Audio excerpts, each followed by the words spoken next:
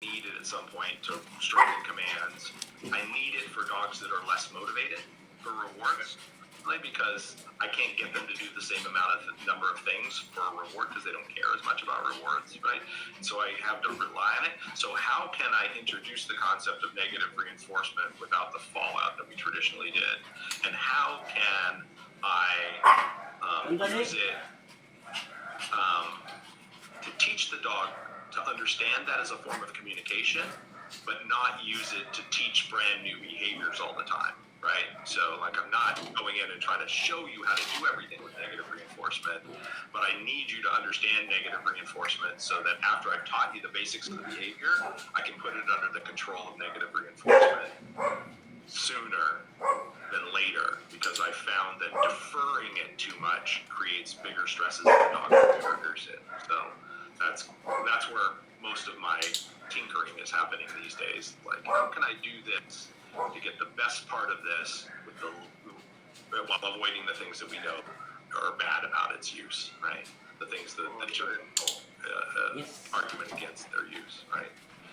Yeah, and I totally geek out on that, with the dog in front of me, right? And just be like, how can I use this to make this a little bit faster, cleaner, better, more flash, Yeah, absolutely. Michael needs to be a speaker at IACP again. Well, guess what? Supposed to be this coming year, 2026. I was supposed to be the keynote speaker. Only I said yes without looking at my calendar, and I said yes, and it's landing when my wife and I are doing our 60th birthday trip to Africa. We're going to Safari in Africa, and we've been planning it for 25 years. So I will be at the IACP. I will be the IACP speaker in 2027. So, okay. Sorry about that. I apologize profusely. I'm like, I said yes before I looked at my calendar like an idiot. So, but I will be back at the ICP for sure. Okay, yeah, that's where you and I first met at St. Louis. I don't even know, 2016, I think. I don't know when we're in St. Louis. People in the comments, I don't know. Yeah. Wow. Yeah, John, looking forward. So John Mindler, he used to be, I think he was the president of ICP for a time. Awesome, looking forward to this one. Heard Michael L's philosophy and dog training at Learburg 2013 and literally made a plan to quit my corporate job that day to take my dog training hobby full time a few months later. How about that? Wow, amazing. Yeah, the effect that you've had, Michael, this is why we call you the GO, dude. Wonderful, thank you. So summer, he is doing it next year. Next year.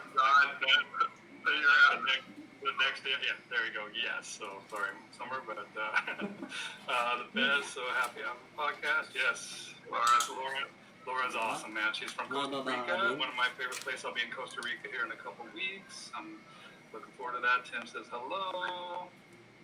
She would be a great speaker. Dear Chan, alam naming marami kang pinagdadaanan. Yung mga highs and lows.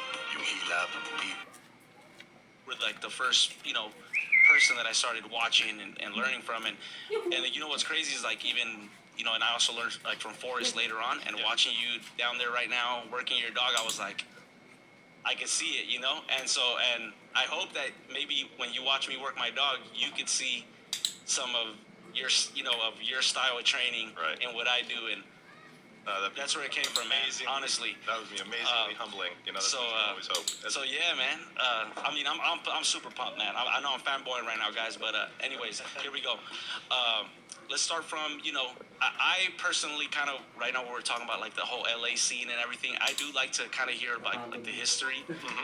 So yeah, man. Talk to us a little bit about kind of where it started. Well, I can talk about kind of how I came into it. Let's do it. And so. As a teenager, I got a German Shepherd and got into AKC obedience and actually conformation dog shows. And I was in high school and saw a Schutzen and police dog demo at a dog show in Ohio. And I had conformation line American show line German Shepherds, And I saw that and I'm like, oh, I'm going to do that. So I came back home, found a club. There was a Schutzen club. Here in San Diego. Okay. So I grew up in San Diego. So San Diego Schutzen Club shared the field with the San Diego PD down at Home and Federal down in San Diego. And then there was a Schutzen Club, Mitzi Robinson's Schutzen Club up in Ramona. So I went out. None of the dogs that I had were remotely capable of doing Schutzen. So I started doing helper work and got in. And at that time, Al Benuelos was coming up and getting really active. So he would come out to our club. The club I started in was primarily a Rottweiler club. That was like the breed that everybody kind of had. That was at the height of that. Tony Beecher and the German-style Rottweiler scene was landing here in the U.S., and they were doing German-style shows. They were importing lots of really nasty Rottweilers. Really? Yeah, oh yeah, super aggressive dogs, but not like the Rottweilers now. Like they've definitely toned them down. There were a lot of social aggression.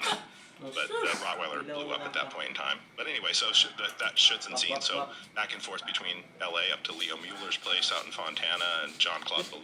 Yeah. That whole scene. It's crazy because I've heard all those names, but like it was kind of like they were already kind of like getting out the scene. I started, the first Schutzen Club I went to was like 1987, right? 88, and then I was a year old. I was born in 87.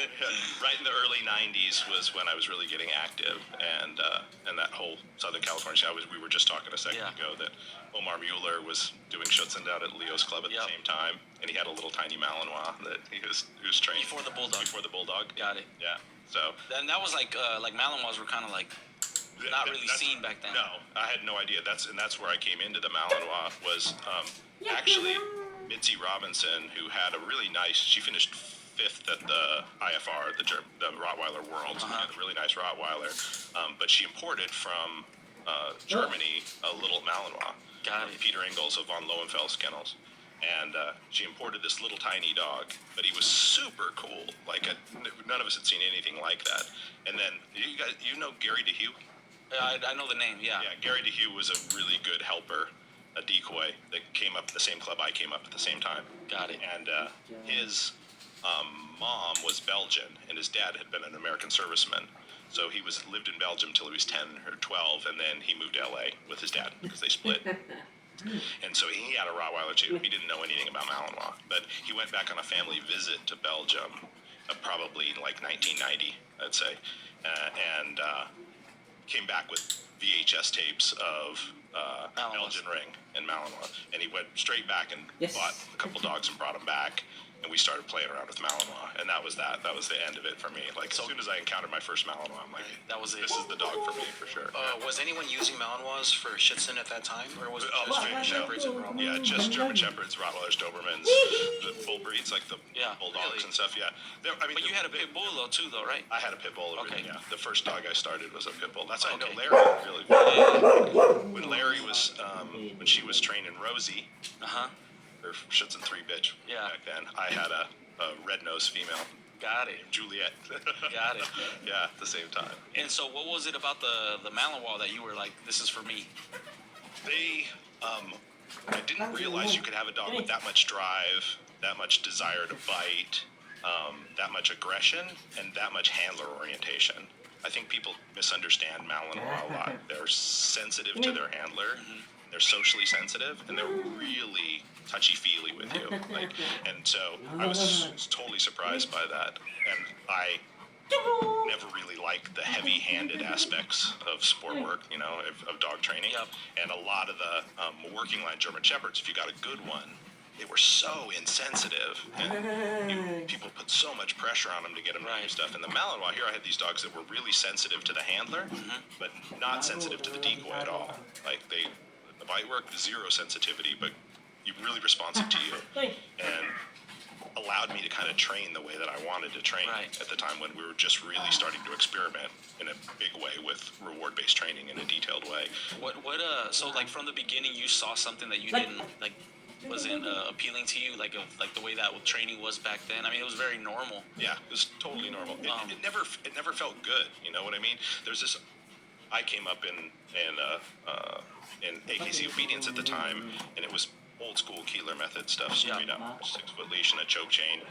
And if you did all that training well, and you had a good dog, you had a dog that was trained, And so there was, at the end of that, there was something satisfying about getting through the process. But the day-to-day training wasn't fun.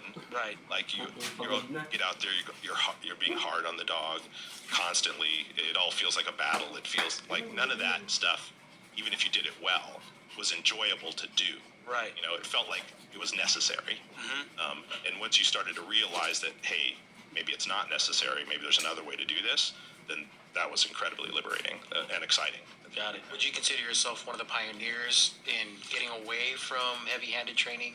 I think I was at the time I was transferring that information to the protection sport world. Okay. So I think there were people that were much larger pioneers in the world of obedience and agility in those places. There were people, they took it and ran with it.